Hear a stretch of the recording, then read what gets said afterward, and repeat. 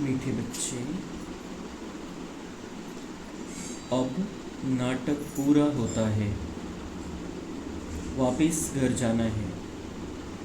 कलयुग के अंत के बाद फिर सतयुग रिपीट होगा। यह राज सभी को समझाओ। प्रश्न, आत्मा पार्ट बजाते बजाते थक गई है। थकावट का मुख्य कारण क्या है? उत्तर, बहुत भक्ति की, अनेक मंदिर बनाए, पैसा खर्च किया, धक्के खाते खाते सतो प्रधान आत्मा तमो प्रधान बन गई। तमो प्रधान होने के कारण ही दुखी हुई। जब किसी बात से कोई तंग होता है तब थकावट होती है। अभी बाप आए हैं सब थकावट मिटाने। अभी बाप आए हैं सब थकावट मिटाने। ओम शांति। रूहानी बाप बैठ बच्चों को समझाते हैं। उनका नाम क्या है? शिव। यहाँ जो बैठे हैं तो बच्चों को अच्छी रीति याद रहना चाहिए। हम बच्चों को हमारे रूहानी पिता बैठकर समझा रहे हैं।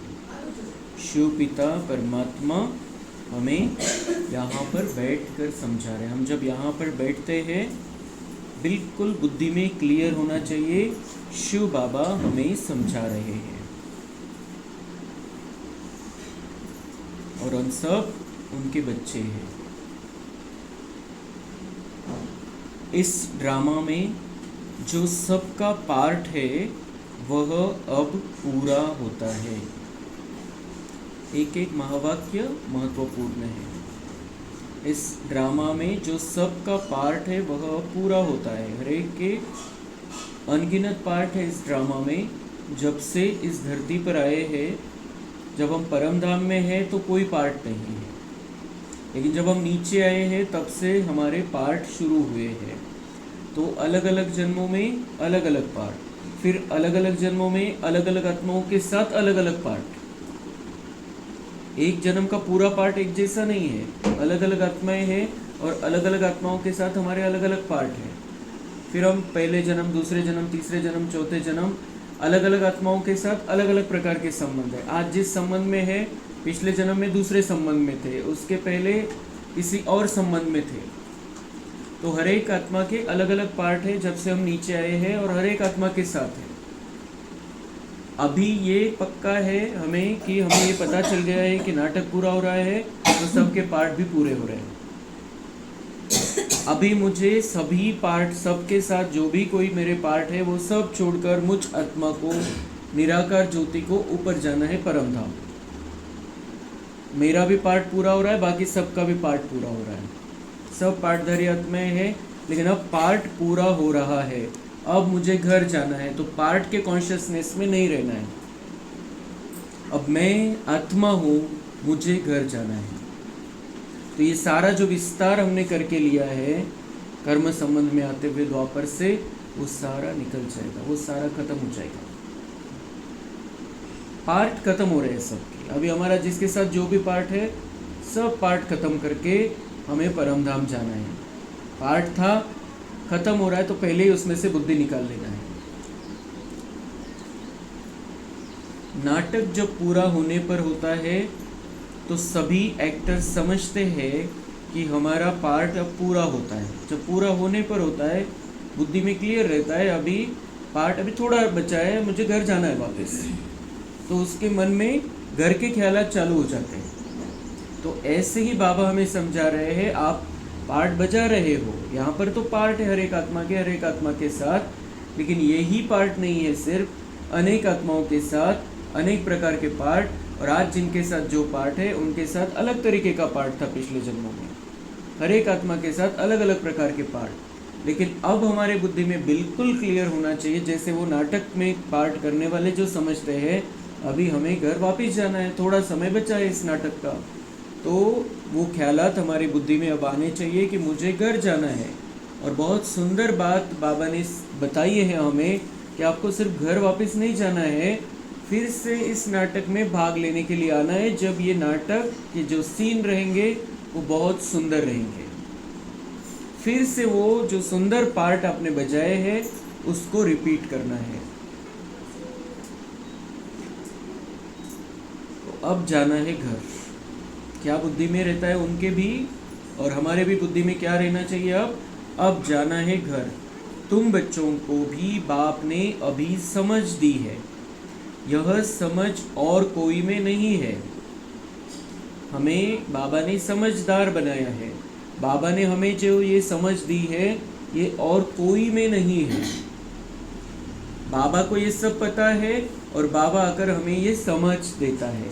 दुनिया वालों को जो ज्ञान नहीं सुनते हैं उनको ये समझ नहीं है, तो ना समझ है, अनाड़ी है सब। और हम समझदार ज्ञानी बच्चे हैं, क्योंकि बाबा के पास समझ है, हम बाबा के बने, बाबा हमको समझ दे रहा है। अभी तुम्हें बाप ने समझदार बनाया है। बच्चे, अब नाटक पूरा होता है, अब फिर नए सिर चक्र शुरू होना है। नई दुनिया में सतयुग था, अभी पुरानी दुनिया में यह कलयुग का अंत है। यह बातें तुम ही जानते हो। तो अभी हमें ये पता चला है कि अब नाटक पूरा होता है, लेकिन नए से चक्र शुरू होता है। ये चक्र है, तो कलयुग खत्म हो जाएगा लेकिन सतयुग आने वाला है। ये खुशखबरी है। ये दुनिया खत्म हो जाएगी। वो अलग अलग तरीके का उनको वो वैराग्य रहता है दुनिया वालों को, लेकिन हमारे बुद्धि में ये है, सत्य ये है कि अभी हमें घर वापस जाना है, वहाँ पर रेस्ट करना है, लेकिन आना है सुंदर दुनिया में। अभी ये कलयुग का अंत है, सतयुग आना है। दुनिया खत्म नहीं होने वाली है, कलयुग अंत होने वाला है और सतयुग प्रारंभ होने वाला है। तो ये बहुत सुंदर बात, ये जो समझदारी की बात है, ये बाबा ने हमें समझाई है। तो इसका परिणाम क्या होता है? ये सब कुछ समाप्त होने वाला है। तो यहाँ से वैराग्य, यहाँ के पाठधारियों के साथ वैराग्य, किसी के साथ लगाव नहीं, झुकाव नहीं, टकराव नहीं, क्योंकि मुझे सबको छोड़ के परम धाम जाना है। सब जाने वाले अपने अपने समय अनुसार, अपने अपने पार्ट अनुसार सबको जाना है। घर जाना है, वहाँ पर कोई संबंध नहीं, कुछ भी नहीं वहाँ पर, तो वहाँ जाना है। ये समझ मिली। फिर समझ क्या मिली कि सतयुग आना है, तो हम सतयुग की तैयारी में लग गए कि सतयुग आना है, तो हमें सतयुग में कैसे रहना है, विकारों के बिना रहना है। तो विकारों की शुरुआत कहाँ से होती है? उस शुरुआत को भी हम खत्म करते जा रहे हैं। जो काम विकार है, क्रोध लोभ मोह अहंकार है, उनकी शुरुआत जहाँ से होती है उसको भी खत्म करते जा रहे हैं। त्याच्या मुळामध्ये काय आहे कि मूळ कशामुळे? देहभान। तो हम देहभान को समाप्त करते जा रहे हैं। हम किसी को भी देखते हैं, चेहरा नहीं देखना है, वो शरीर नहीं देखना है, उसको भ्रुकुटी में विराजमान आत्मा के रूप में देखना है। शरीर तो मिट्टी का पुतला है, हड्डी मांस का वो पिंजरा है, उसको क्या देखना है? अंदर तो सब गंदगी भरी पड़ी है। तो देखना है तो बाबा हमें क्या सिखाता है? इसको आत्मा रूप में देखो। तो ये जब हमारा पक्का हो जाता है, किसी को भी आत्मा रूप में देखना, अपने आप को आत्मा समझना, तो वो जो मूल बात है, मूल गलती हुई, उसको दुरुस्त करके हम सतयुगी देवता के रूप में अपने आप को तैयार कर लेते हैं। मुख्य गलती है कि अपने आप को देह समझ लिया, दूसरे को भी देह समझ लिया। मैं भी आत्मा हूँ, वो भी आत्मा है। तो देखना है तो क्या देखना है? आत्मा रूप में देखना है एक दूसरे को। तो फिर वो मूल जो कारण बना वो खत्म हो जाता है। ये समझ हमें मिलती है कि सतयुगी देवता बनने का चांस है, सतयुग में राजा बनने का चांस है। तो ये छोटी छोटी बातों के कारण हमें इन जो राजाई का चांस है उसको गंवाना नहीं है।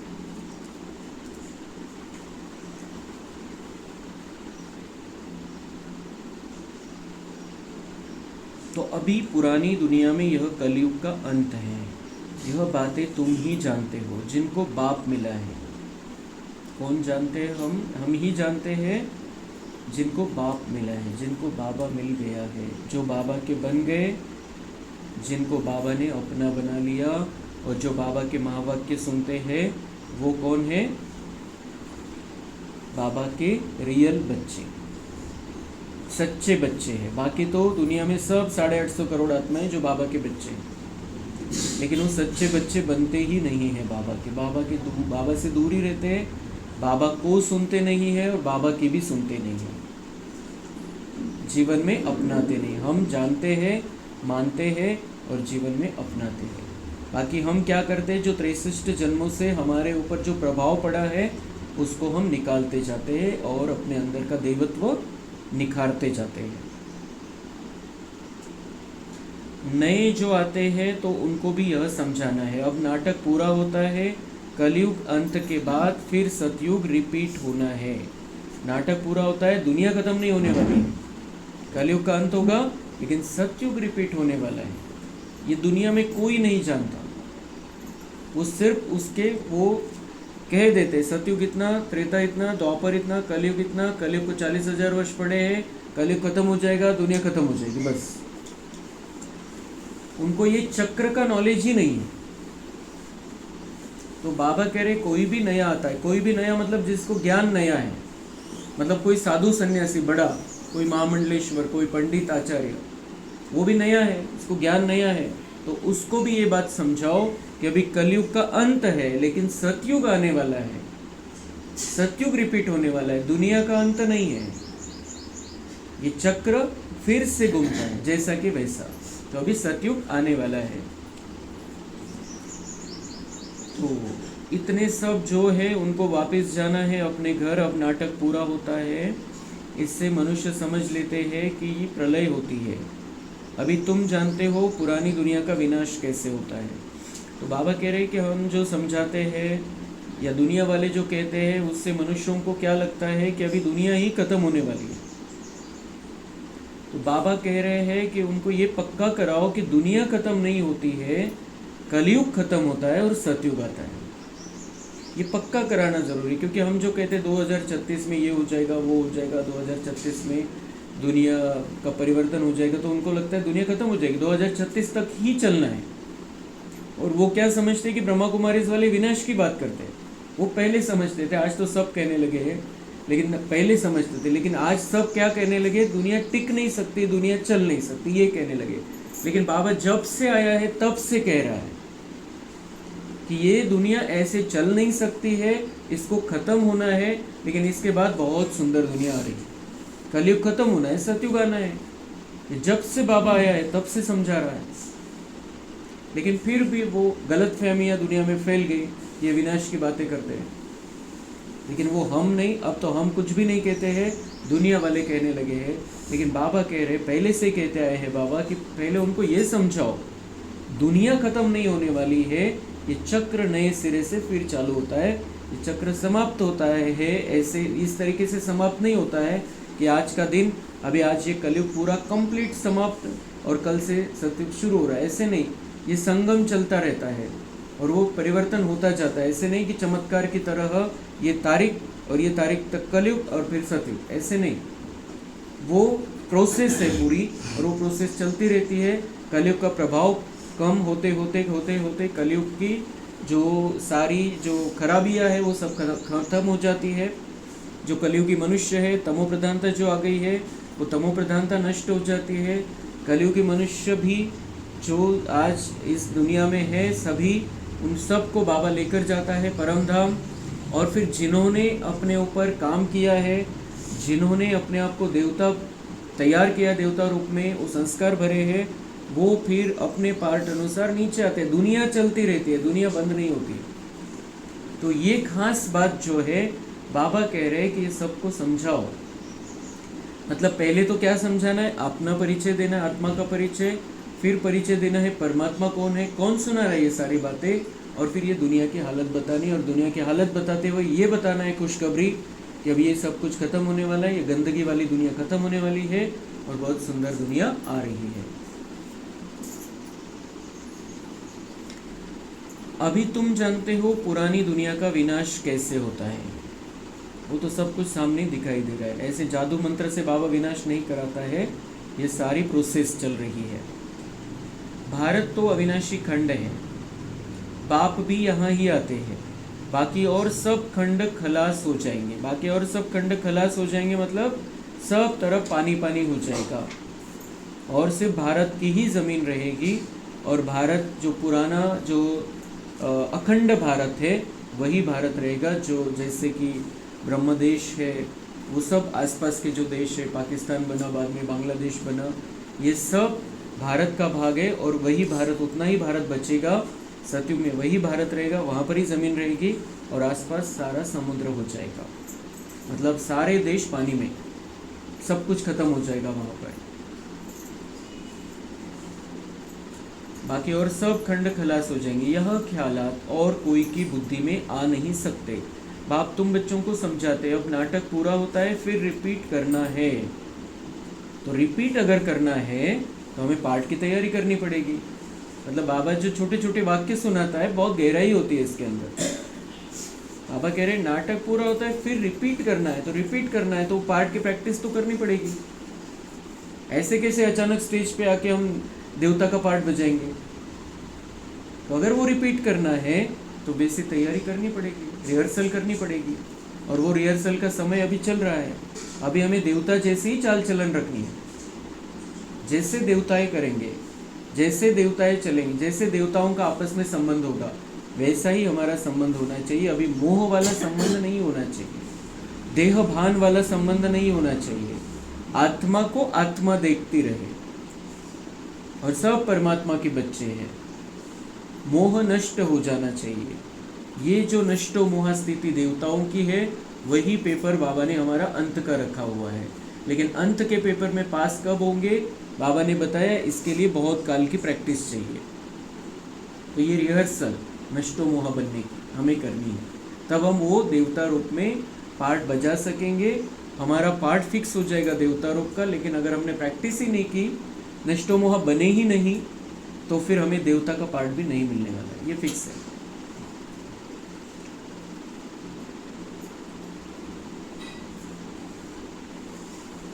बाप तुम बच्चों को समझाते हैं, अब नाटक पूरा होता है फिर रिपीट करना है। पहले नाटक का नाम भी तुम्हारी बुद्धि में नहीं था, मतलब नाटक को जानते नहीं थे, अब नाटक चल रहा है। कहने मात्र कहते थे यह सृष्टि नाटक है जिसमें हम एक्टर्स हैं, कहने के लिए कहते थे। बहुत सारे जो तत्वज्ञानी है वो भी कहते थे ये नाटक है और हर एक के अपने अपने पार्ट हैं। ऋषि मुनि भी कहते थे, वो क्या मालूम क्या कहते थे और कौन से शास्त्र में कहा है, लेकिन हमने सुना है कि ये वो कहते थे कि ये सृष्टि नाटक है और हमारे पार्ट है, इसमें हम एक्टर्स हैं। तो लेकिन बाबा कह रहे हैं जब हम कहते थे तो शरीर को समझते थे, कहते थे नाटक है और पार्ट है, लेकिन किसको समझते थे फिर? पार्ट किसका? शरीर का। मैं शरीर हूँ, तो इस शरीर के द्वारा हम मतलब मैं शरीर पार्ट बजा रहा हूँ, सीधा सीधे ये बात थी। लेकिन बाबा हमें समझा रहे हैं कि नाटक में पार्ट बजाने वाली मैं आत्मा हूँ। इंग्लिशमध्ये खूप चांगलं म्हणतात त्याला की I am a soul playing a role. मी सोल, मी आत्मा आहे आणि मी रोल बजावतोय माझा। तो ये हमें बाबा ने समझ दी है, शरीर का पार्ट नहीं है, पार्ट आत्मा का है। और हमने कितने पार्ट बजाए जब से नीचे आए, हर एक जन्म में हर एक आत्मा के साथ कितने पार्ट बजाए। अब वो सारे पार्ट बजाने की तैयारी, एक पार्ट में अटक कर नहीं पड़ना है। अभी अनेक महात्माओं के साथ अनेक प्रकार के पार्ट हमें बजाने हैं। सतयुग में संपूर्ण देवताओं के साथ पार्ट बजाने, तो हमारी स्थिति कैसी होनी चाहिए? त्रेता में थोड़े से नीचे लेवल के देवता होंगे, उनके साथ पार्ट बजाने हैं। फिर द्वापर में उससे भी नीचे आत्माएं रहेंगी, नीचे के लेवल की आत्माएं रहेंगी, उनके साथ हमारे संबंध रहेंगे। माता पिता, बंधु, सखा, पति पत्नी, ये सब संबंध रहेंगे अलग अलग आत्माओं के साथ। तो उसकी भी तैयारी हमें करनी है यहाँ पर ही। कलयुग में भी रहेंगे, उसकी भी तैयारी करनी है। हमें सहन शक्ति को धारण करना है, क्योंकि कलयुग में सबसे ज़्यादा ज़रूरी सहन शक्ति है, निर्णय करने की शक्ति है, परखने की शक्ति है। तो ये सारे पार्ट की तैयारी अभी होती है, यहाँ पर ही होती है। इसलिए बाबा आज बहुत महत्वपूर्ण ये बात बता रहा है, पार्ट बजाना है, वापस रिपीट करना है, वापस आना है, तो तैयारी कब करनी है? उसकी प्रैक्टिस अभी ही करनी है। अभी हमें उन सारे पार्ट को बजाने की ताकत अपने अंदर भरनी है। इसलिए अभी के जो पार्ट है हमारे, वो निमित्त मात्र, लेकिन वो सारे पार्ट जो हमें सतयुग से बजाने हैं उसकी तयारी करनी है, क्योंकि पूरा नाटक रिपीट करना आहे. त्यांना एक 2-3 तासाचं नाटक करायचं असतं, त्यासाठी किती रिहर्सल करतात, किती तयारी करतात. आपल्याला हे 5000 वर्षाच्या नाटकासाठी खाली स्टेजवर यायचं आहे, तर तयारी किती करावी लागेल ती, आणि त्यात तो पार्ट नोंदवून घ्यायचा आहे आपल्यामध्ये एक एक सेकंदाचा, तर किती तयारी करावी लागेल. म्हणून आपल्याला व्यर्थ गोष्टींसाठी वेळच नहीं आता. बिल्कुल पक्का कर लेना है. अब मुझे अपने जो पार्ट है अगले कल्प में आने वाले, उन सभी पार्ट्स की तैयारी करनी है, और उसके लिए सभी गुण, सभी शक्तियाँ धारण करनी है. तो उसके लिए समय निकालना पड़ेगा, वो ऐसे ऑटोमेटिक नहीं होने वाला है. इसलिए ज्ञान सुनना, बाबा को याद करते रहना, योग लगाना, धारणाएं हमारे जीवन में दिखाई देनी चाहिए, हर कर्म में दिखाई देनी चाहिए, फिर सेवा करनी है हमें हर प्रकार से. तो वो पार्ट की तैयारी होती जाएगी. ये बाबा बहुत गहराई से हमें ये बातें समझा रहा है. उसके भाव को हमें समझना है, क्यों कह रहा है पार्ट रिपीट करना है. तो रिपीट करना है, एक पार्ट थोड़ी है, तो पार्ट रिपीट करना है, पार्ट बजाना है, तो प्रैक्टिस तो करनी पड़ेगी इसकी. और ये कौन कह रहा है? ये भगवान के महावाक्य हम सुन रहे हैं. भगवान हमें सामने बैठ के समझा रहा है, उसके वाइब्रेशन में, उसके छत्र छाया में हमें ये महावाक्य सुनने हैं. कौन समझा रहा है, कौन कह रहा है? कोई देहधारी में ये कहने की ताकत नहीं. ऐसी बातें ये भगवान की बातें हैं, और भगवान की बातें हम तक पहुंच रही है बस. तो उसके बातों को, वो जो कह रहा है, उसको इतना महत्व देना है.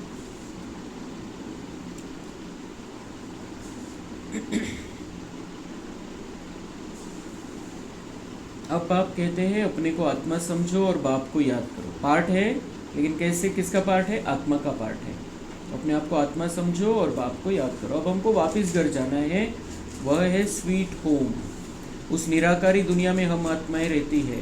यह ज्ञान कोई मनुष्य में नहीं है. अभी तुम संगम पर हो, जानते हो, अभी हमको वापस जाना है. पुरानी दुनिया खत्म हो तो भक्ति भी खत्म हो, तो जानते हो अभी हमको वापस जाना है. वो कौन सा, कैसा स्थान है? वो हमारा मीठा घर है. तो हम 2 मिनट अपने घर चक्कर लगा कर आते हैं.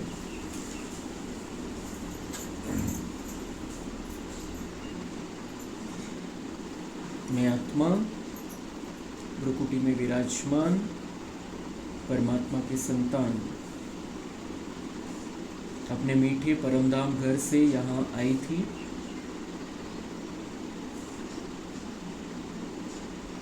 पहले जन्म से लेकर अभी ये 84वें जन्म तक मैंने अलग अलग पार्ट बजाए, अलग अलग आत्माओं के साथ अलग अलग संबंध रहा. अब सभी के साथ जो भी संबंध थे सब खत्म करके मुझे घर वापस चलना है. यहाँ से निकलकर हम अब जा रहे हैं परमधाम.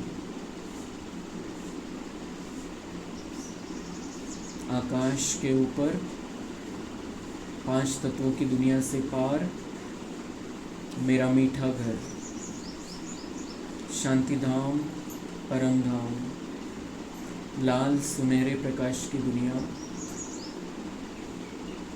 वहाँ पर मैं बाबा के नज़दीक पहुँच गई. बघायचे स्वतःला आत्मा चांदणी, चमकती चांदणी, बाबा खूप मोठा तारा, आणि मी बिलकुल बाबांना चिपकलोय जाऊन. बाबांचे सर्व गुण आणि शक्ती माझ्यामध्ये येतील. परमधामच्या शांतीचा, सुखाचा, आनंदाचा अनुभव मी आत्ता घेतोय, जो मला परमधाममध्ये डायरेक्ट गेल्यावर तर मिळणार नाही.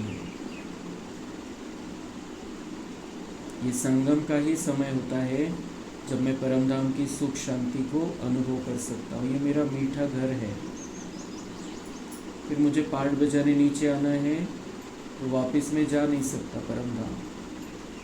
इसलिए संपूर्ण कल्प में मुझे परमधाम की सुख शांति का अनुभव नहीं है। जब मैं अभी वहाँ पर जाता हूँ तो ये अनुभव मुझे मिलता है। बाद में मैं शरीर छोड़कर वहाँ जाऊँगा तो कोई अनुभव नहीं होगा, क्योंकि शरीर के बिना आत्मा कोई अनुभव कर नहीं सकती है।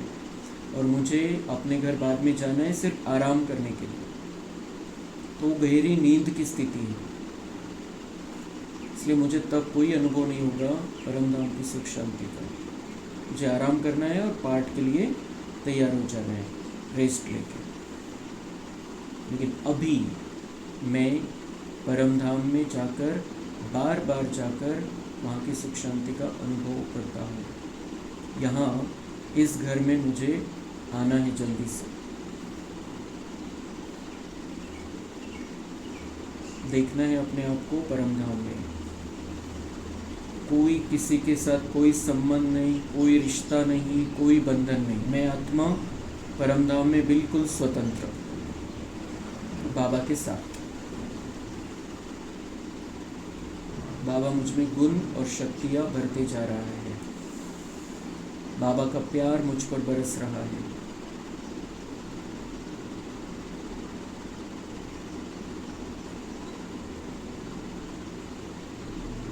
अभी मैं परमधाम के चारों ओर चक्कर लगा रही हूँ। ये मेरा बहुत मीठा घर है, बहुत सुंदर अनुभव हो रहा है।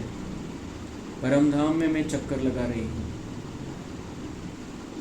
मेरे घर में मैं चक्कर लगा रही हूँ। बहुत सुखद अनुभूति हो रही है, बहुत शांति मिल रही है, सुख मिल रहा है, आनंद मिल रहा है।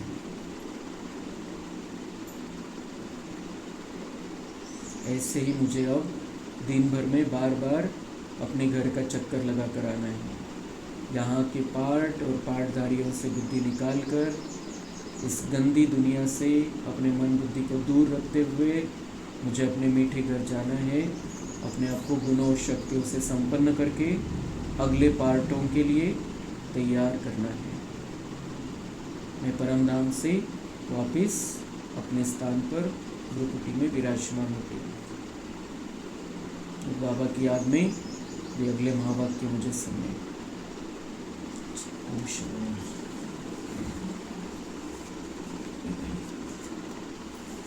अभी तुम संगम पर हो, जानते हो अभी हमको वापस जाना है।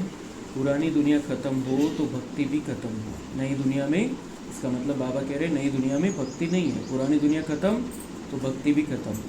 पहले पहले कौन आते हैं, कैसे यह धर्म नंबरवार आते हैं, यह बातें कोई शास्त्रों में नहीं है। यह बाप नई बातें समझाते हैं, यह और कोई समझा न सके। बाप भी एक ही बार आकर समझाते हैं। बाबा भी एक ही बार आकर संगम में आकर हमें समझाते हैं, इसलिए मिस नहीं करना है बाबा की समझाने।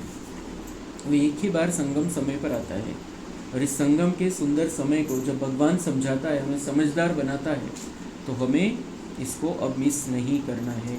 और ये जो बाबा हमें समझदारी देता है, ये सारी बातें समझाता है, ये समझ संपूर्ण कल्प चलती है। फिर समझाने के लिए बाबा नहीं आएगा। इसलिए अभी जो समझा रहा है उसको समझकर, अपने आप को समझाकर दूसरों को समझाते रहना है।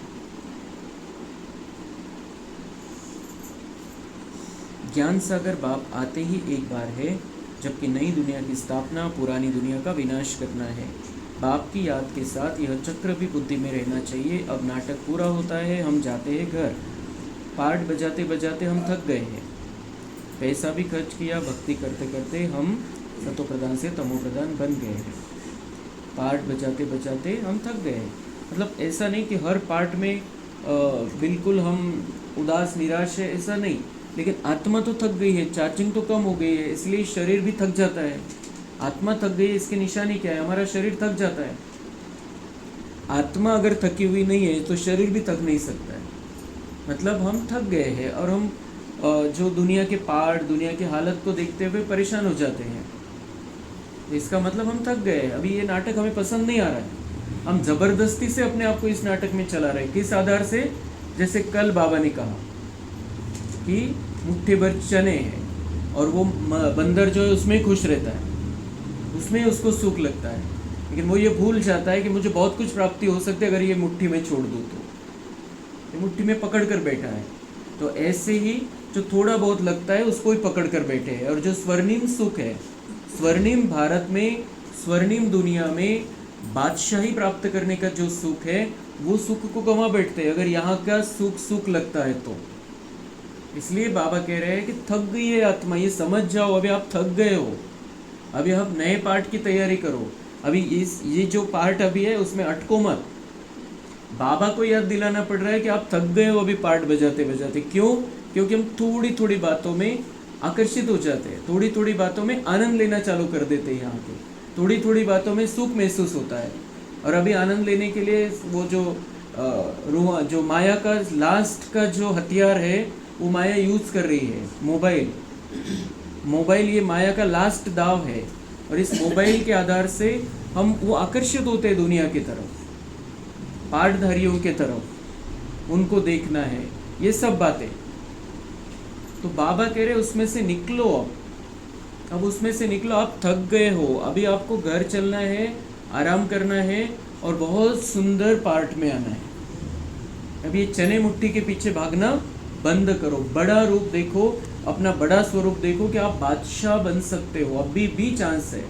अभी भी बाबा ने वो पत्ते नहीं खोले हैं कि कौन क्या बनने वाला है, वहाँ पर लास्ट तक चांस है। और बाबा ने कहा है लास्ट तक 108 में भी कुछ स्थान रिक्त रहते हैं, लास्ट तक भी चांस है।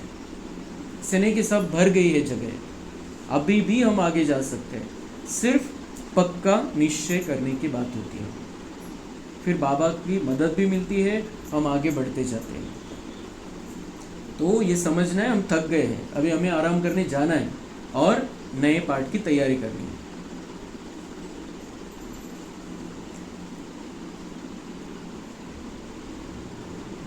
दुनिया पुरानी हो गई है, नाटक पुराना कहेंगे? नहीं, नाटक तो कभी पुराना होता नहीं, नाटक तो नित्य नया है।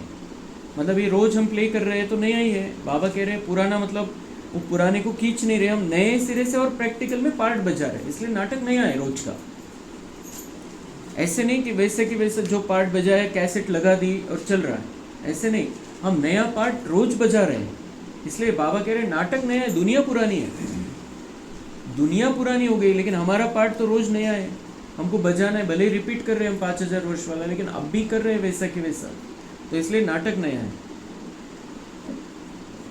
तो नाटक तो नित्य नया है, ये चलता ही रहता है। बाकी दुनिया पुरानी होती है, हम एक्टर्स तमो प्रधान दुखी हो जाते हैं, थक जाते हैं। सतयुग में थोड़ी थकेंगे, सतयुग में तो बहुत आनंद की स्थिति रहेगी, सब मौज में रहेंगे, सब रिलैक्स रहेंगे एकदम, कभी भी कोई भी वहाँ पर थकने वाला नहीं है।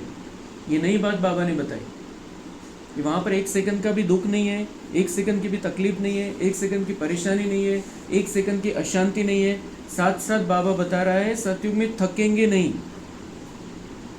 मतलब 1 सेकंड की भी थकावट नहीं है, क्योंकि आत्मा फुल चार्ज है और विकार नहीं है, मोह नहीं है, तो थकने का सवाल ही नहीं है। थकने का कब आता है विषय? जब हम देहभान में है, विकारों में फंसे, तब वो थकावट महसूस होती है। यहाँ पर थोड़ा जोश में आ जाते हैं तब जोश लगता है, लेकिन जैसे ही जोश ठंडा हो जाता है ध्यान में आता है थक गया है, हर एक बात में, हर एक विकार में।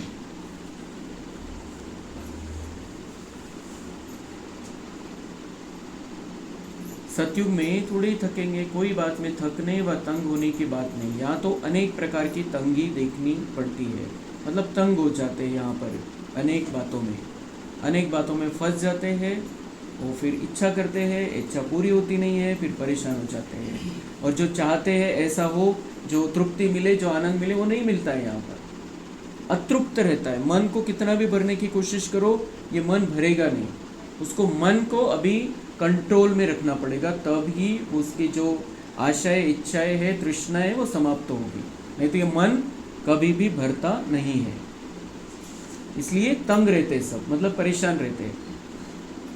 मतलब कुछ मिल गया, अगर किसी चीज़ में आनंद है, वो मिल गई तो आनंद तो कंटिन्यू रहना चाहिए, लेकिन वो फिर आनंद चाहता है, इसका मतलब तंग है, परेशान है, मतलब उसमें आनंद मिल ही नहीं रहा है।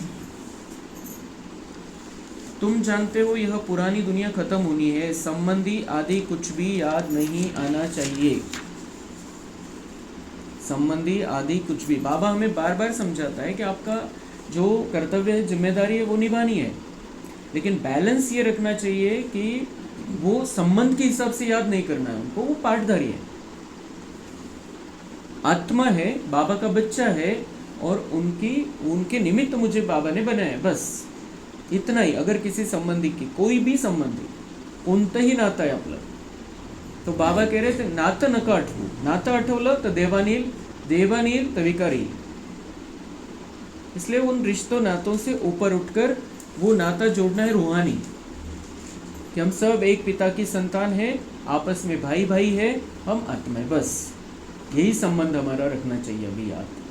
तो फिर सारी जो चीज़ें हैं, जो विकारों से दूर होने की बात है, वो ऑटोमेटिक हो जाएगा।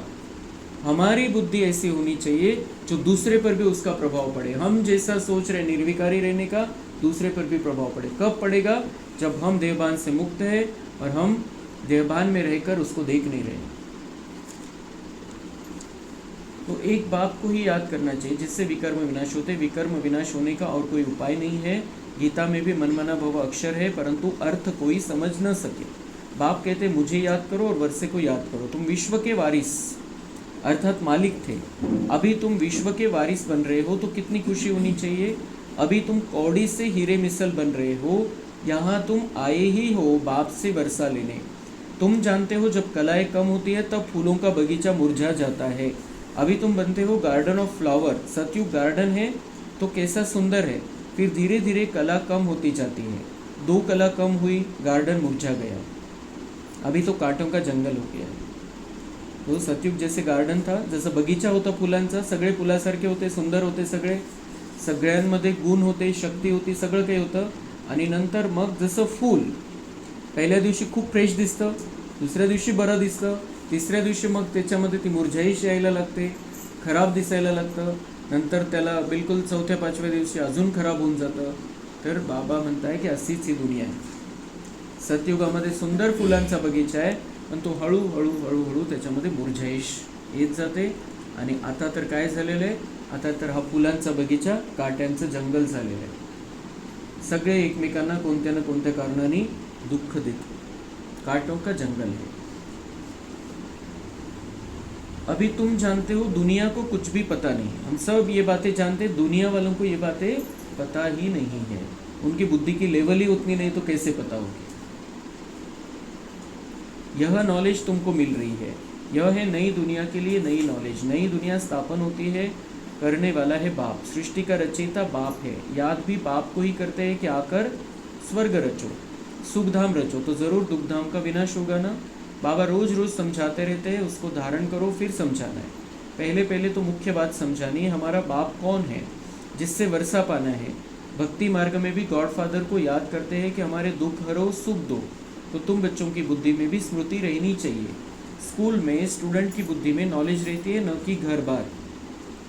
स्टूडेंट लाइफ में धंधे दोरी की बात रहती नहीं है, स्टडी ही याद रहती है। यहाँ तो फिर कर्म करते, गृहस्थ व्यवहार में रहते। बाप कहते हैं यह स्टडी यानी अभ्यास करो। ऐसे नहीं कहते कि सन्यासियों के मौफिक घर बार छोड़ो, यह है ही राजयोग, यह प्रवृत्ति मार्ग है। सन्यासियों को भी तुम कह सकते हो कि तुम्हारा है हठयोग। सन्यासियों का क्या है, हठयोग है, ज़बरदस्ती है। लेकिन यहाँ पर हमारा ये सहज योग है। किस कारण से? भगवान समझाता है, इस आधार से भगवान ताकत देता है, इस आधार से हमारा ये सहज राजयोग है और उनका हठयोग है, क्योंकि उनको कोई भगवान नहीं समझाता है। वो शास्त्रों के मत पर चलते हैं और अपने आप को तकलीफ देते हैं। उनको लगता है कि अपने आप को तकलीफ देंगे, मतलब अपने आप को भी, मतलब शरीर को तकलीफ देंगे तो क्या होगा, पापों की निर्जरा हो जाएगी, पाप खत्म हो जाएगी। लेकिन ऐसा होता नहीं है।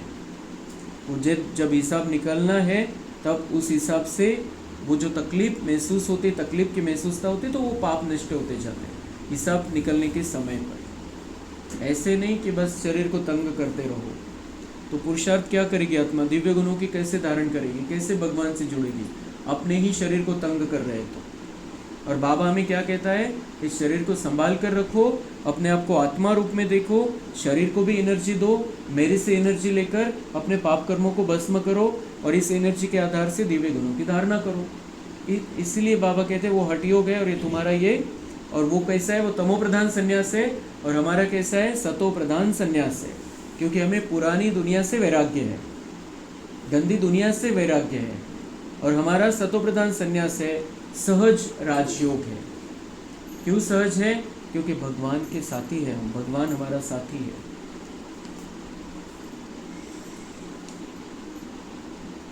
यह दुनिया ही कैसी गंदी है, क्या लगा पड़ा है। तो ये दुनिया कितनी गंदी है, इस दुनिया से बाबा हमें वैराग्य दिलाता है, और हम इस राजयोग के रास्ते पर सहज रीति से आगे बढ़ते जाते हैं। वो ताकत देता जाता है, समझ देता जाता है, और हम परिवर्तित होते जाते हैं। अभी हमारी राजधानी की स्थापना हो रही है, बाकी सारी दुनिया खत्म होनी है। यह पढ़ाई है ना, बुद्धि में ये याद रहे हम स्टूडेंट हैं, हमको भगवान पढ़ाते हैं, तो भी कितनी खुशी रहे।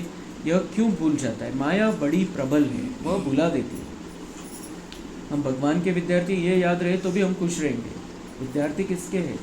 भगवान के विद्यार्थी है डायरेक्ट, वो हमको पढ़ाते हैं तो कितनी खुशी रहे। भगवान स्वयं हमें पढ़ाता है। टीचर कौन मिला है हमें?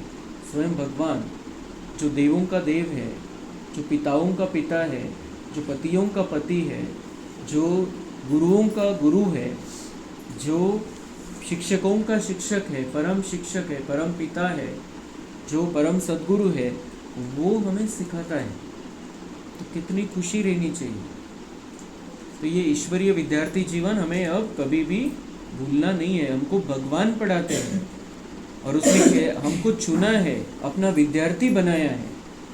बड़े बड़े कॉलेजेस होते हैं, वहाँ पर एडमिशन लेने के लिए एंट्रेंस देनी पड़ती, कितनी मेहनत लेनी पड़ती है, कितना कुछ क्या कुछ नहीं करना पड़ता उसके लिए, और मिलती है वहाँ पर एडमिशन मिलती है। और वो प्राप्ति कितनी है, बड़ा बन जाएगा, पैकेज बड़ा मिलेगा उसको, बस बाकी क्या प्राप्ति है। यहाँ पर तो हमें भगवान ने सिलेक्ट कर लिया, जो कुछ भी हमने भक्ति की उस आधार से हमारी जो भावना थी, हमारी जो क्वालिटी थी, उसको देखते हुए भगवान ने सिलेक्ट कर दिया। कोई एंट्रन्स नहीं दी हमने, कोणती कुठली प्रवेश परीक्षा नाही दिली, डायरेक्ट सिलेक्शन झालेलं, त्याची नजर गेली, त्याने आपल्याला ओळखलं आणि आपली निवड झाली आणि आपण इथं आलो, आपण बाबांचे बनलो। प्राप्ती किती मोठी आता हे हा अभ्यास करू, विश्वाची बादशाही मिळू शकते, राजाही मिळू शकते आपल्याला, कितनी बड़ी प्राप्ति। तो इसलिए ये बात तो बहुत वो महत्व देना है कि भगवान ने उसका ज्ञान समझाने के लिए हमको चुना है। बड़े बड़े हठयोगी सन्यासियों को नहीं चुना, ऋषि मुनियों को नहीं चुना, किसी पंडित आचार्य को नहीं चुना, किसी देश के अध्यक्ष को, प्रधानमंत्री को नहीं चुना। वो हमको चुनकर हमको ये सारी बातें समझाता है, कितना बारीकी से दुनिया के बारे में बताता है, उसके बारे में बताता है, हमारे बारे में बताता है, हर एक के पार्ट के बारे में बताता है। कितने महान हम आत्माएं हैं जो भगवान हमारा सिलेक्शन करता है। तो फिर अब ये विद्यार्थी जीवन ध्यान में रखते हुए इस अभ्यास को अपने जीवन में प्रैक्टिकल में उतारना, ये हमारा काम बाकी है।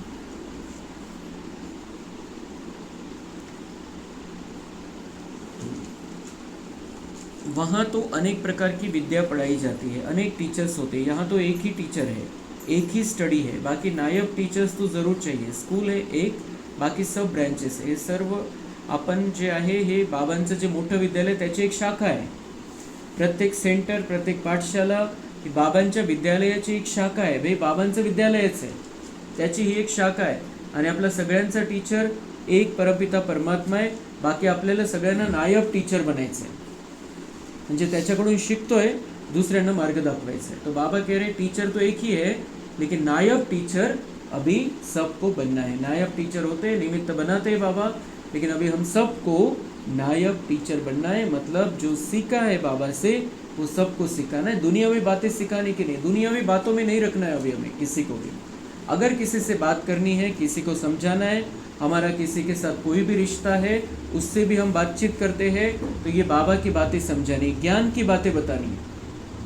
बाकी कोई इधर उधर की इसकी उसकी बातों में नहीं पड़ना है। वो चार्जिंग कम करने वाली बातें हैं, थकाने वाली बातें हैं। अभी ये ज्ञान की बातें हमें सबको समझानी है। इसलिए बाबा कह रहे हैं अभी सब नायब टीचर बन जाओ। स्कूल है एक, बाकी सब ब्रांचेस है। पढ़ाने वाला एक बाप है, बाप आकर सभी को सुख देते। तुम जानते हो आधा कल्प हम सुखी रहेंगे, तो यह भी खुशी रहनी चाहिए। शिव बाबा हमको पढ़ाते हैं, शिव बाबा रचना रचते ही है स्वर्ग की, हम स्वर्ग का मालिक बनने के लिए पढ़ते हैं। कितनी खुशी अंदर में रहनी चाहिए। वह स्टूडेंट भी खाते पीते सब कुछ घर का काम आदि करते हैं। हाँ, कोई हॉस्टल में रहते हैं कि जास्ती पढ़ाई में ध्यान रहेगा। सेवा करने के लिए बच्चियाँ बाहर में रहती है, कैसे कैसे मनुष्य आते हैं। यहाँ तो तुम कितने सेफ बैठे हो, कोई अंदर घुस न सके। यहाँ कोई का संग नहीं, पतित से बात करने की दरकार नहीं, तुमको कोई का मुख देखने की दरकार नहीं है। फिर भी बाहर रहने वाले तीखे चले जाते। तो बाबा कह रहे मधुबन में जो रहने वाले हैं उनके लिए तो कितना आसान है, कोई पतितों का संग नहीं है, कितना आराम से आप सेवा करते हो। फिर यहाँ जो सेंटर पर रहते हैं, जो अपने घरों में रहते हैं, बाबा कह रहे उनको कितना कितना पतित आत्माओं से उनका कांटेक्ट आता है, कैसे कैसे लोग आ जाते हैं। तो उतना सब उस सब में रहते हुए जो ज्ञान में योग में आगे बढ़ते जाते हैं, बाबा कह रहे मधुबन वालों से आगे निकल जाते हैं। तो कितना बड़ा चांस हमें बाबा दे रहा है कि आप इन सब लोगों के बीच रहते हुए अपने आप को देवता रूप में स्थापित कर दो। यहाँ पर क्या आप देवता हो, आपके अंदर का देवत्व जागृत होना चाहिए, आपका शिव शक्ति रूप सबको दिखाई देना चाहिए। तो भाग्य हमारा कितना बनेगा, जो मधुबन में रहते हैं उनसे भी ज्यादा। क्योंकि बाबा कह रहे फिर बाहर रहने वाले तीखे चले जाते, आगे चले जाते, मधुबन से बाहर रहने वाले। कैसा वंडर है, बाबा कह रहे कितना आश्चर्य है। जहाँ पर मैं आता हूँ मधुबन में मेरा स्थान है, इतनी पवित्र भूमि है, लेकिन चांस मैं यहाँ बाहर दूर रहने वालों को देता हूँ। कितने बड़े आश्चर्य की बात है। अब वो तो मधुबन में रहने वाले का हर एक का अलग अलग पार्ट है, कोई बहुत ऊंचे तो जाने ही वाले हैं वहाँ के रहने वाले, लेकिन बहुत से ऐसे हैं जो ढीले ढाले रहते हैं वहाँ पर। तो उनके हिसाब से बाबा कह रहा है कि आपसे तो ये घर पे रहने वाले, सेंटर पे रहने वाले आगे चले जाएंगे। बाकी हमारी दादियाँ वरिष्ठ, उनकी अपनी मेहनत है, उनका अपना पुरुषार्थ है, तो वो तो आगे ही जाने वाले हैं। लेकिन जो सेकंड लाइन थर्ड लाइन वाले जो है वहाँ पर भी रहने वालों में, तो बाबा कह रहे हैं कि आपसे तो घर में रहने वाले अच्छे, सेंटर पर रहने वाले अच्छे। तो हमको चांस रखा है, ऐसे नहीं कि जो मधुबन में वो सब पहले 16,108 में आ जाएंगे या 9 लाख में आ जाएंगे, बाकी किसी को चांस नहीं है, ऐसा कुछ नहीं है। घर हमारी स्थिति कैसी है और हम कितना पुरुषार्थ करते हैं, कितना बाबा पर निश्चय है, कितना बाबा से प्यार है, कितना देहदारियों से प्रीत टूटी हुई है, उस पर हमारा पुरुषार्थ डिपेंड रहता है, उस पर हमारा भाग्य रहता है। ऐसे नहीं मधुबन या मधुबन निवासी या इधर के निवासी, ऐसा कुछ फर्क बाबा के पास नहीं है। हमारी स्थिति और हमारा पुरुषार्थ, उस आधार से ही नंबर मिल लेंगे। तो कैसा वंडर है, बाहर रहने वाले कितनों को पढ़ाकर आप समान बनाकर और ले आते हैं। बाहर रहने वाले भी कितनों को पढ़ाते, कितनों को समझाते हैं और अपने जैसा बनाते हैं उनको, और मधुबन में लेकर आते हैं। बाहर रहने वाले तो सेवा करते हैं। बाबा समाचार पूछते हैं कैसे पेशेंट को ले आए हो। कोई बहुत ख़राब पेशेंट है तो उनको 7 रोज भट्टी में रखा जाता है। बाबा कह रहे ये सब पेशेंट है, सब दुनिया में सभी आत्माएं पेशेंट है। आत्मा को रोग लगे हुए मतलब सब पेशेंट है। तो बाबा जब मधुबन में जाते हैं तो बाबा देखते हैं कैसा पेशेंट है। तो बाबा कह रहे हैं जो खराब पेशेंट है तो उनको 7 रोज मधुबन में भट्टी में रखो, तो उसके रोग खत्म हो जाएंगे। यहाँ कोई भी शूद्र को नहीं ले आना है, मतलब समझा बुझाकर उनको लेकर जाना है वहाँ पर, और नियमों का पालन करा के फिर लेकर जाना है। कोई शूद्र मतलब जो नियमों में नहीं चलते हैं। यह मधुबन है, जैसे कि तुम ब्राह्मणों का एक गांव, यहाँ बाप तुम बच्चों को बैठ समझाते। ब्राह्मणों का गांव है, हमारा गांव है, हमारा घर है, हमारा गांव है, जहाँ भगवान बैठकर स्वयं समझाता है, विश्व का मालिक बनाता है। कोई शूद्र को ले आएंगे तो वह वाइब्रेशन खराब करेगा। तुम बच्चों की चलन भी बहुत रॉयल चाहिए। आगे चल तुमको बहुत साक्षात्कार होते रहेंगे, वहाँ क्या क्या होगा, जानवर भी कैसे अच्छे अच्छे होंगे, सब अच्छी चीज़ें होंगी। सत्य की कोई चीज़ यहाँ हो न सके, वहाँ फिर यहाँ की चीज़ हो न सके। तुम्हारी बुद्धि में है हम स्वर्ग के लिए इम्तहान पास कर रहे हैं, जितना पढ़ेंगे और फिर पढ़ाएंगे। टीचर बन औरों को रास्ता बताते हैं, सब टीचर्स है, सबको टीच करना है। पहले पहले तो बाप की पहचान दे बतलाना है कि बाप से यह वर्षा मिलता है। यहाँ तुम बच्चे जब बाप के सम्मुख बैठते हो तो बुद्धि में याद रहे कि बाबा आया हुआ है। बुद्धि में याद क्या रहे, बाबा आया हुआ है। उसके साथ साथ याद क्या रहे, बाबा के जाने का समय भी हो गया है। आया हुआ है, उसको तो 89 ईयर्स हो गए, अभी 10 साल रहे हैं। उसका पार्ट, हमारा पार्ट, सब कुछ सब खत्म होने वाला, नए सिर से फिर से स्टार्ट होने वाला है। तो याद रहना चाहिए बाबा आया हुआ है, लेकिन उसका पार्ट, उसने डायरेक्ट आने का पार्ट भी खत्म कर दिया। आया हुआ है क्या, उसका तो काम ही समेटना चालू कर दिया अभी उसने। तो हम तो बहुत पीछे आए हैं, हमको बहुत स्पीड पकड़नी है और आगे जाना है, उड़ना है, अभी उड़ने वाली स्पीड। हमको सृष्टि चक्र का राज बता रहे हैं, बाबा आया हुआ है, सृष्टि चक्र का राज बता रहे हैं। अभी नाटक पूरा होता है, अब हमको जाना है। यह बुद्धि में रखना कितना सहज है, परंतु यह भी याद कर नहीं सकते। बाबा कह रहे, ये तो समाचार सुनाया मैंने, ये कितना ऐसा समाचार है जो सदा बुद्धि में रहना चाहिए, नहीं रहता है, क्योंकि माया है, हमारे अंदर के विकार है, हमारी कमजोरी है, व्यर्थ है, जो मोह के धागे हैं, किसी में फंसे हुए हैं, तो ये याद नहीं रहता। याद रहना मतलब उस आधार से जीवन को बनाना कि अभी नाटक पूरा होता है, हमको जाना है, तो जाना है, तो यहाँ का विस्तार समाप्त। जो भी जिधर जिधर हमने अपनी मन बुद्धि को अटका कर रखा है वो तोड़ देना है, वो धागे तोड़ देने हैं, जो गुप्त धागे हैं, जो रॉयल धागे हैं, वो सब तोड़ देने हैं, क्योंकि अभी चक्र पूरा होता है। और बाबा कह रहे ये बातें बुद्धि में कैसे नहीं रहती है, इतनी सिंपल बातें, क्योंकि उसके लिए वो कारण है, सब हमारी कमजोरी है। अभी चक्र पूरा होता है, अब हमको जाना है, फिर नई दुनिया में आकर पार्ट बजाना है, फिर हमारे बाद फलाने आएंगे। पहले हम आएंगे, फिर हमारे बाद कौन आएंगे, जो त्रेतायुगी आत्माएं वो आएंगी, और फिर जो धर्म स्थापक है उनकी आत्माएं आएंगी, उनके पीछे वो धर्म वाले आएंगे। हमको पता है सब, हमको ये पता है कि कौन कौन कब आने वाला है, लेकिन हमारा पार्ट हमें फिक्स करना है। मैं पहले आने वाला हूँ, श्री कृष्ण का जन्म होगा, फिर राधा का जन्म होगा, उसी समय उसी आसपास मुझे इस धरती पर आना है, ये पक्का, और उसमें भी ऊंची लेवल। तुम जानते हो यह चक्र सारा कैसे फिरता है, दुनिया वृद्धि को कैसे पाती है, नई से पुरानी, फिर पुरानी से नई होती है। विनाश के लिए तैयारियां भी देख रहे हो, नेचुरल कैलेमिटीज भी होनी है। इतने बॉम्ब्स बनाकर रखे हैं तो काम में तो आने हैं ना, समुद्र में थोड़ी डाल देंगे, वो सब काम में आने वाले हैं। दुनिया को नष्ट कर देंगे जो पुरानी दुनिया है, और इसके लिए इसीलिए फिर हमारी नई दुनिया आएगी। ये खत्म हो जाएगी, नई आएगी, ये खत्म हुई नहीं तो नहीं आ नहीं सकती, इसलिए इसका खत्म होना भी जरूरी है।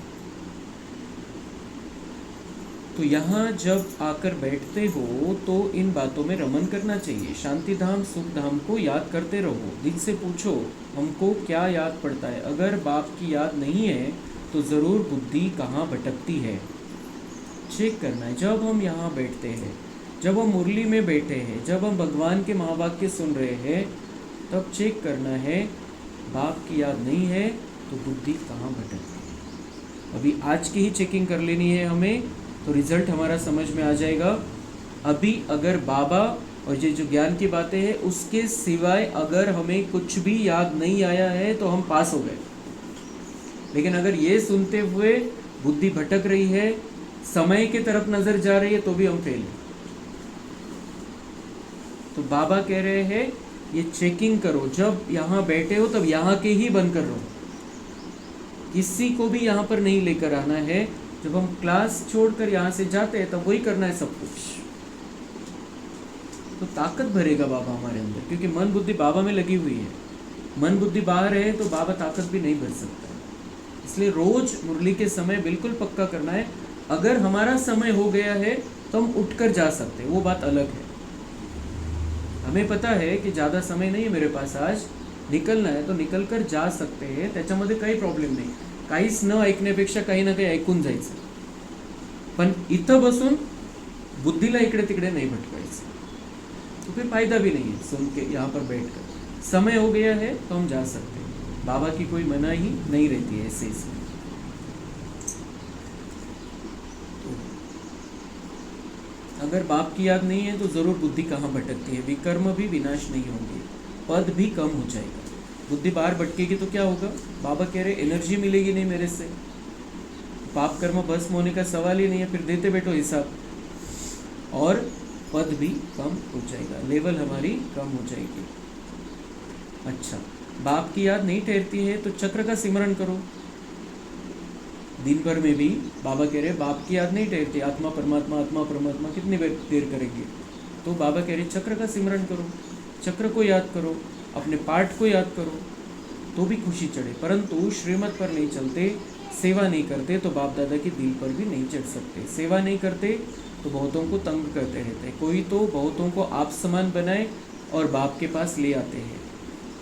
तो हमें तो क्या करना है, सबको बाबा का बनाना है, सबको बाबा के पास लेकर जाना है, सबको बाबा मिलन के लिए तैयार करना है। एक बार तो अपने बाप से मिल ले, और फिर वो जो तैयारी होगी, वो तैयारी हम जो करेंगे, बाबा मिलन की जो तैयारी करते हैं, साथ साथ सत्युग के पाठ की भी सेटिंग होती जाती है। ऐसे नहीं कि बाबा को मिलना है इसलिए हमें नियमों में चलना है, हमें इसलिए नियमों में चलना है क्योंकि हमारा बहुत ऊंचा पाठ है, क्योंकि हम देवी देवता घराने के आत्माएं हैं, विष्णु के कुल के हैं, हम बहुत महान श्रेष्ठ और भगवान की चुनी हुई आत्माएं हैं, इसलिए हमें नियमों में चलना है। सिर्फ ये एक कारण नहीं होना चाहिए कि मुझे बाबा से मिलन मनाना है इसलिए मुझे नियमों में चलना है, तो वो तो हद की बात हो गई। बेहद की बात यह है कि मेरा बहुत ऊंचा पाठ है, इसलिए मुझे अभी ये अंत का समय चल रहा है, अब मुझे पवित्र रहना है, निर्विकारी रहना है। तो बाबा कह रहे हैं आप प्रेरणा देते रहो सबको, कोई तो बहुतों को आप समान बनाए, बाप के पास ले आते हैं, तो बाबा देखकर खुश होते हैं।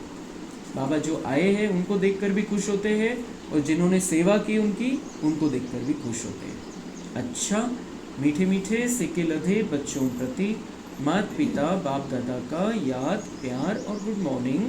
रूहानी बाप की रूहानी बच्चों को नमस्ते। हम रूहानी बच्चों की रूहानी बाप दादा को याद प्यार गुड मॉर्निंग नमस्ते। वहाँ बाबा वहाँ, शुक्रिया बाबा शुक्रिया।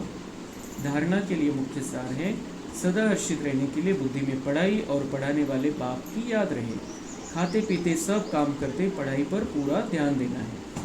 बाप दादा के दिल पर चढ़ने के लिए श्रीमत पर बहुतों को आप समान बनाने की सेवा करनी है, किसी को भी तंग नहीं करना है। वरदान है, अशरीरीपन के इंजेक्शन द्वारा मन को कंट्रोल करने वाले एकाग्र चित्त भव। जैसे आजकल अगर कोई कंट्रोल में नहीं आता है, बहुत तंग करता है, उछलता है या पागल हो जाता है, तो उनको ऐसा इंजेक्शन लगा देते हैं जो वह शांत हो जाए। ऐसे अगर संकल्प शक्ति आपके कंट्रोल में नहीं आती तो अशरीरीपन का इंजेक्शन लगा दो।